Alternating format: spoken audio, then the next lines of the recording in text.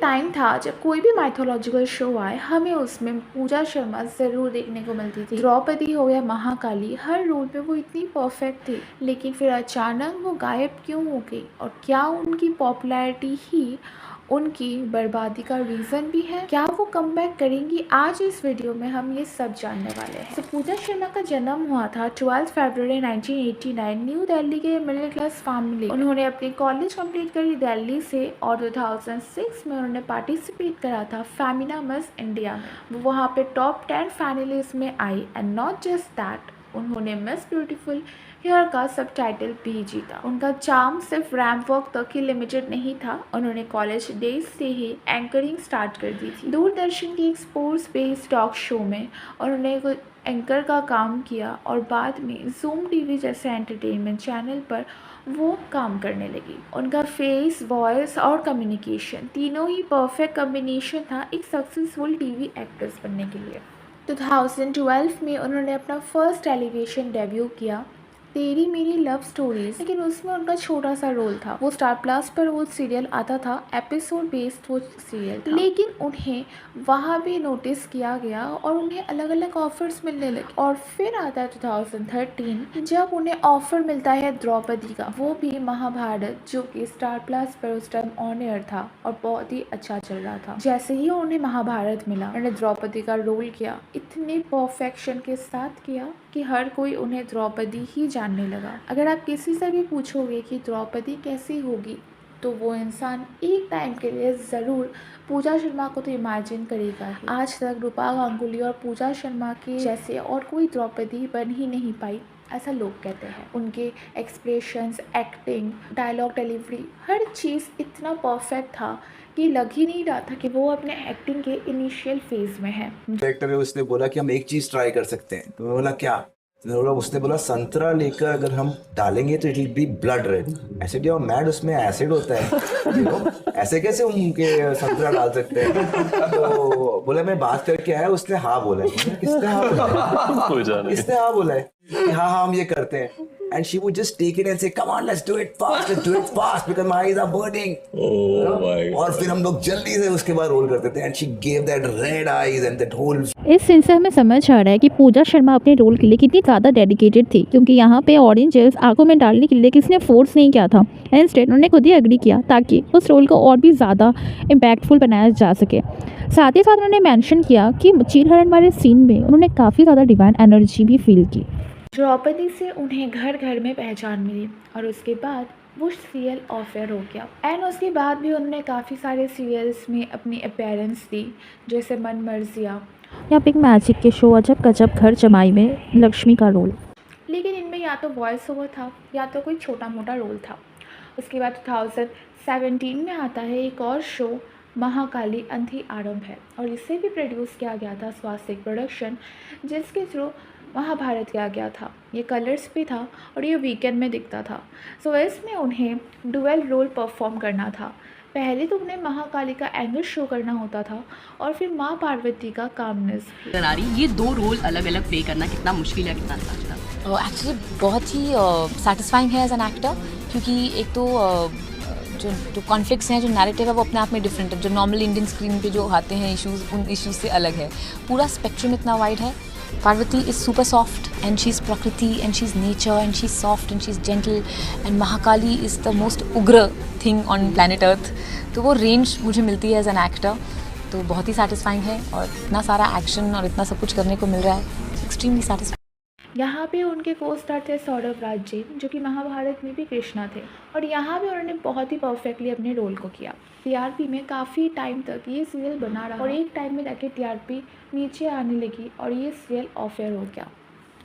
उसके बाद वो हमें और किसी भी प्रोमिनेंट रोल पे नहीं दिखी, ना तो किसी इंटरव्यू में, ना तो किसी टीवी सीरियल में छोटे रोल्स में, और ना ही कोई ओटीटी प्लेटफॉर्म में। 2018 को जब महाकाली सीरियल एंड हुआ तो सबको यही लग रहा था कि अब आएगी पूजा शर्मा, लेकिन आज तक पूजा शर्मा हमें और किसी भी सीरियल में दिखी ही नहीं। अगर हम उनके साथ बाकी को स्टार्स की बात करें, यानी कि शहीर शेख या फिर सौरभ राजेन, तो वो हमें किसी और शो में दिख चुके हैं, लेकिन पूजा शर्मा नहीं दिखी। अब उनके गायब होने के बहुत सारे रीजंस हो सकते हैं, लेकिन इनमें एक मेजर रीज़न ये भी हो सकता है टीवी स्क्रीन पर एक टाइप कास्टिंग नाम की चीज़ होती है जो कि अच्छे अच्छे एक्टर एक्ट्रेसेस के करियर में फुल स्टॉप लगाने का काम करती है। सपोज आपको एक माइथोलॉजिकल शो मिलता है या फिर हिस्टोरिकल शो मिलता है और आप उसे इतने परफेक्टली परफॉर्म करते हो कि आपको और 2-3 हिस्टोरिकल या माइथोलॉजिकल शो मिलता है, लेकिन आप इन्हें भी इतने परफेक्टली परफॉर्म करते हो और फिर बाद में जाके ऑडियंस या प्रोड्यूसर आपको उन टाइप के एक्टिंग के अलावा और किसी में एक्टिंग करते हुए देखना ही नहीं चाहते। ऐसा सेम हुआ है मोहित रैना के साथ। मोहित रैना ने काफ़ी फिल्म वगैरह पर काम किया है, लेकिन आज भी लोग उन्हें सिर्फ़ और सिर्फ महादेव के रोल के लिए जानते हैं। या फिर अगर रजत टोकस की बात करें तो रजत टोकस ने इतने सारे हिस्टोरिकल सीरियल्स किए हैं और उनमें वो इतने अच्छे से उन्होंने एक्टिंग करी है कि आज अगर उन्हें कोई मॉडर्न अर्बन स्टोरी में देखे तो शायद लोग अडैप्ट ही नहीं कर पाते। इसीलिए एक टाइम में जाके उनका करियर ख़त्म हो जाता है, क्योंकि कितने ही हिस्टोरिकल और माइथोलॉजिकल शो आपको मिल जाएंगे। अगर आप सौरभ राज जैन की भी बात करो तो अगर अभी देखोगे तो सौरभ राज जैन का एक सीरियल टीवी स्क्रीन पर ऑनर है, तू धड़कन में दिल, और इसमें मॉडर्न डे है, लेकिन इसमें जो टीआरपी है वो 0.3 या 0.4 है। लेकिन वहीं अगर आप इंस्टाग्राम पे जाके सौरभ राज जैन सर्च करोगे तो अभी भी उनके फैंस एक्टिव हैं, लेकिन वो क्या पोस्ट कर रहे हैं, वो या तो महाकाली से सीन पोस्ट कर रहे हैं या तो महाभारत से सीन पोस्ट कर रहे हैं। हम ऑडियंस किसी एक एक्टर या एक्ट्रेस के पुराने प्रोजेक्ट्स को इतना ज़्यादा प्यार देते हैं कि हम पूरे टाइम उन्हीं को याद करते रहते हैं। अगर आज आप 12 साल पुराने सीन्स ऐड करोगे सौरभ राज जैन के, तो क्या सौरभ राज जैन को आज पर्सनली कोई फ़ायदा होगा? नहीं, क्योंकि वो 12 साल पहले था, उनको उसके पैसे मिल गए, उन्होंने वो काम कर दिया। एटलीस्ट अभी जो वो कर रहे हैं आप उसमें सपोर्ट करो, तब जाके वो आगे और भी प्रोजेक्ट्स उन्हें मिलेंगे।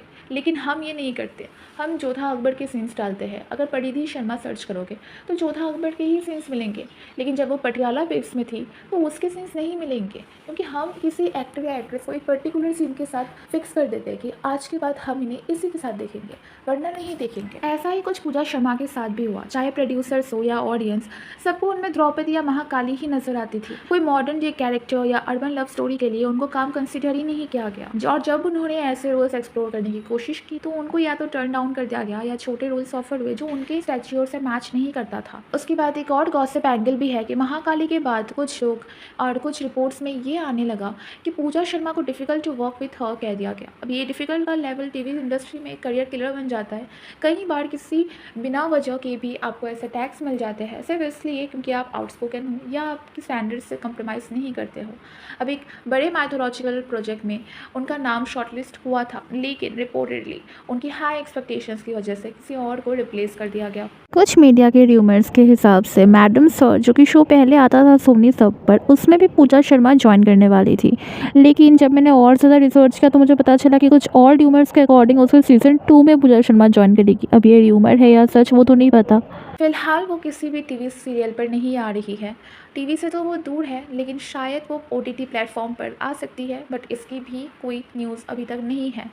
अगर कोई वेब सीरीज़ बनती है जो फैंटेसी या हिस्टोरिकल जॉनरा के परफेक्ट हो तो शायद उसमें पूजा शर्मा को कास्ट किया जाए।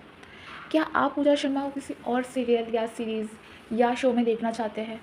और क्या आप सौरभ राज जैन, रजत टोकस या फिर ऐसे एक्टर्स को उनके पुराने प्रोजेक्ट से छोड़कर नए प्रोजेक्ट्स में भी देखते हैं, या फिर बस आप पुराने प्रोजेक्ट्स को ही लेकर अप्रिशिएट करते रहते हैं और अभी वाले को आप बिल्कुल इग्नोर करते हैं? मुझे कमेंट सेक्शन में ज़रूर बताना, और नेक्स्ट किस एक्टर एक्ट्रेस से गायब होने पर वीडियो चाहते हो ये भी बताना। मिलता है मेरी नेक्स्ट वीडियो में। Till then bye bye.